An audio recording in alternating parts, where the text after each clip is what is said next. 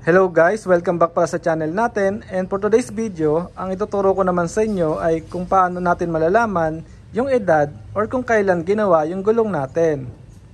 Ito guys, ang example natin ngayon ay Dunlop. Yan yung nakakabit sa ating sasakyan. Sa ibang brand guys, magkakamukha lang din ang pag-check.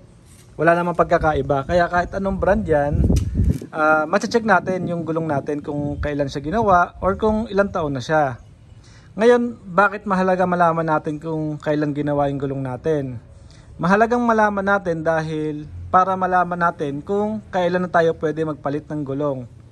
Yung ibang company kasi nire-recommend 6 years magpalit ka na, then yung iba naman 8. Depende sa gamit mo kung gaano ka kalakas gumamit ng gulong. Ito guys, meron tayo ditong makikita na code. Ayan. Etong CMPR guys, manufacturer code yan. Ito yung mahalaga. Yung 19 ay year or taon. Ibig sabihin, 2019 ginawa yung gulong natin. Ito namang 13 ay weeks. Meron tayong 4 na linggo sa isang buwan. January, February, March, April. Ibig sabihin, pasok sa April yung 13. Ibig sabihin, April 2019 ginawa yung gulong natin. Ayan, ganyan kadali lang mag-check kung ano na yung edad ng gulong natin. Pag nakita mo lang tong number na to, malalaman mo na agad.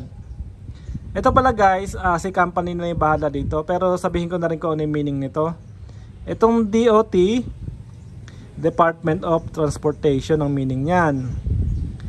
And yung R8 naman, plant code doon sa planta. Ito namang 7Y, ito yung tire size code. Yan.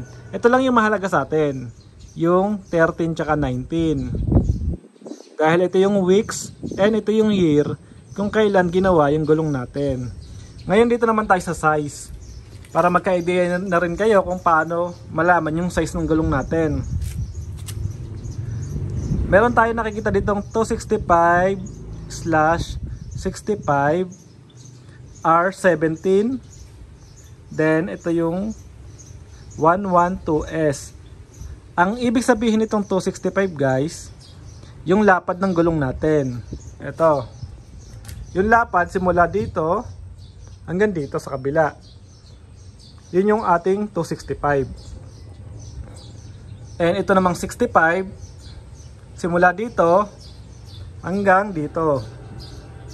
Yan, simula dito hanggang dito. Yan yung ibig sabihin ng 65. Ito yung lapad, ito yung taas. Yan. Ito namang R guys, radial construction tawag dyan. Si company na yung nakakaintindi nito. Then itong 70 naman, ito yung rim size, rim diameter. Yan, size 17 yung nakalagay na rim sa atin. Ito guys, simula dito hanggang dito 17 yan. Pag magbibili pala kayo ng sasakyan guys, ito yung mahalaga, yung size, then yung rim size, para alam mo kung anong rim yung dapat na tugma dun sa gulong na bibilin mo. Ito naman guys, yung 112, meron tong katumbas sa pounds. Hindi ko na alam yung conversion nito, siguro i-double check nyo na lang. Then itong S, yan yung speed ratio. Ayan. Ganun lang kadali mag-check ng gulong guys. Dito yung year and dito naman yung size. Ayan, mahalaga kasing malaman natin kung kailan ginawa yung gulong natin para malaman din natin kung pwede na ba tayo magpalit. Sa ibang brand kasi 6 years nire-recommend na nila magpalit. Then dito sa Dunlop parang 8 to 10 years eh. Depende naman sa gamit mo. Yan, basta i-check nyo na lang sa inyong mechanic kung pwede na kayo magpalit, kung hindi kayo marunong mag-check. Pero itong video natin para sa mga beginners pala to. Sa mga magagaling na sa sasakyan ay alam na nila to.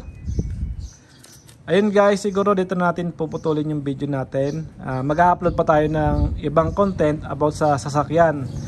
Yung mga ginagawa pala nating video para sa mga beginners. And hindi rin tayo nagmamagaling dahil mga basic lang yung mga itinuturo natin. Ayan. See you na lang sa ating next vlog. And thank you for watching guys. Bye.